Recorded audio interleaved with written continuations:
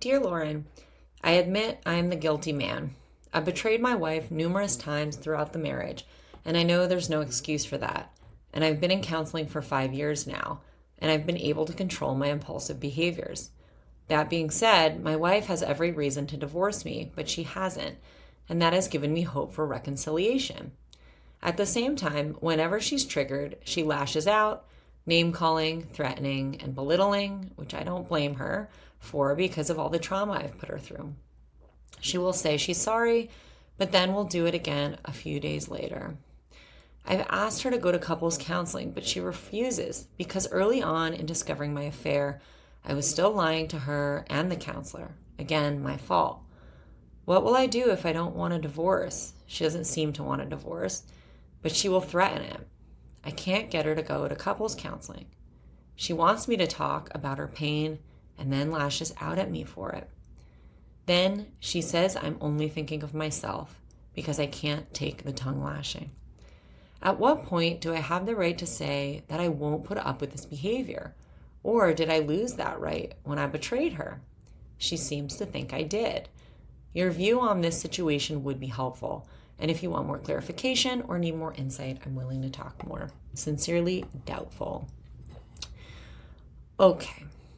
Doubtful. The one thing I don't know is how long it's been since your wife discovered your betrayal. You say you've been in counseling for 5 years and you've been able to control your impulsive behaviors, as you put it.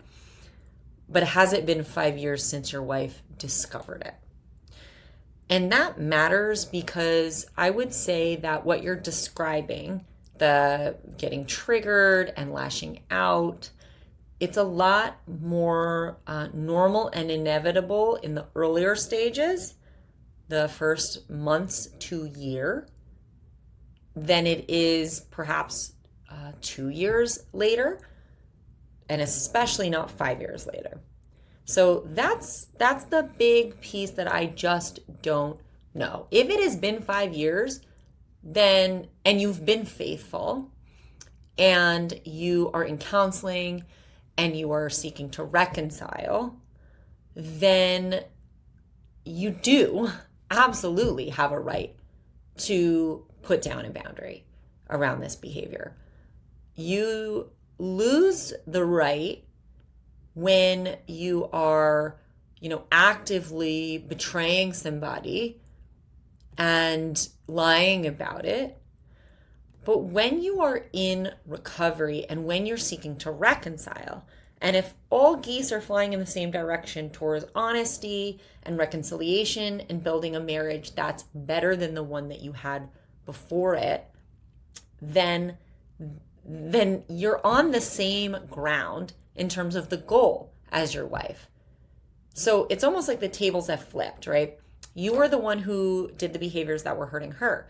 Now she's the one who's doing the behaviors that are hurting you. She's doing it because she's hurt, but usually those behaviors are not satisfying. They don't get us the outcome that we want. What she really wants is to feel safe, to feel loved, and probably to go back in time and rewrite your marital history so that this hadn't even happened in the first place. Now, all you can do is validate her pain in those moments. You can't take it away. You can't undo the past. You can't go back in time and make this not a part of your marital history. All you can do is bear witness and move forward as the better person that you are today. But what is she achieving if she now becomes the constant perpetrator of your pain? Really, my question for her was, at what point is this no longer making you feel better? And at what point is it requiring you to learn how to self-soothe a little bit further? So sometimes betrayed spouses need to learn behaviors that help them soothe their triggers, that help them handle and manage and process their emotions better, so that it's not always the same hamster wheel of outburst. Because if it's been a year, 5 years, and every few days she's lashing out at you, then my guess, and I've said this before in some of my social media videos, is that she doesn't actually want to live with what happened, and she feels like a victim and she feels so trapped that all she can do is belittle and berate you and make your life miserable because she feels miserable. She is so tortured and she is so miserable and she feels like there's no other option, and she's so pissed about it that she's making sure that you know it, and nobody can move forward from there. Absolutely no one. So you might need to have a real conversation with her. Are we trying to reconcile or not? Because, and you don't call the shots, right? But this is where you need to enter into a mutual relationship in your conversation. Because when we are building a new marriage together, we need to mutually decide on what are the behaviors that belong in this better marriage and what are the behaviors that don't belong in this better marriage. And I can guarantee you, if infidelity doesn't belong in the better marriage, neither does belittling and verbal abuse, right? So I think up until this point, Doubtful, you've been feeling what all unfaithful spouses who stay in the marriage, contend with at some point, which is, I feel like I literally don't have the right to anything.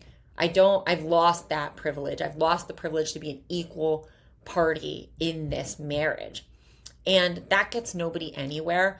Obviously you need to be empathetic to her feelings, but everybody thrives when there are boundaries drawn.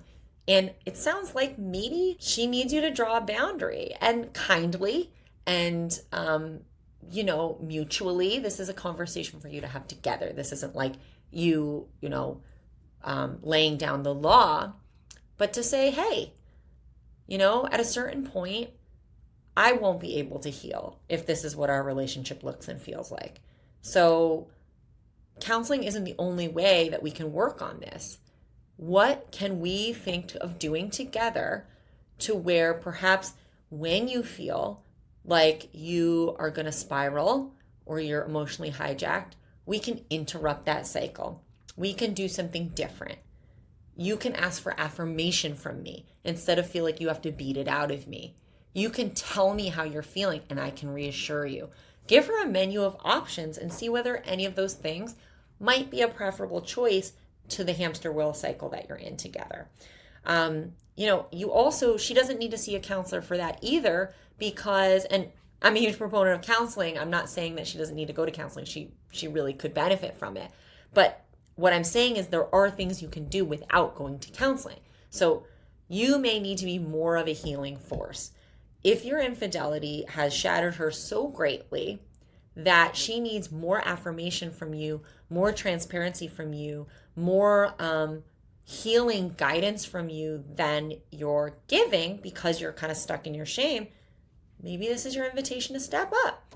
You do the research on what helps betrayed spouses. You come to the table with suggestions about what can help heal her and heal you two as a couple. Because there is no greater force than the perpetrator of the harm and pain in the relationship to become the true healer. And that doesn't mean that you're only bearing witness to the healing, and that doesn't mean that you're only doing your own work. It means that you're literally taking it upon yourself to figure out what it's going to take to heal and create something better together, and then you're bringing that stuff to the table. So, it can be a little bit of a cop-out to be like, oh, you should just go to counseling. Like, let's see what you can do in terms of coming up with solutions, because I can almost guarantee you that's going to go a lot farther with her in terms of her trust of you and her hope for the future and her hope for who you are, if you come to the table having an arsenal of ideas about what can help you start to move forward and heal your marriage. So I think you can do it, Doubtful, and give it your best try. And once you've given it your best try and you've done that consistently and you've done your research and you've shared all of that with her and you've expressed your boundaries and you've expressed how you feel, then you have to see whether things really can change in your marriage. And I hope they do. All right, come back and talk to us if you're still struggling with this in a few months, please. Take care.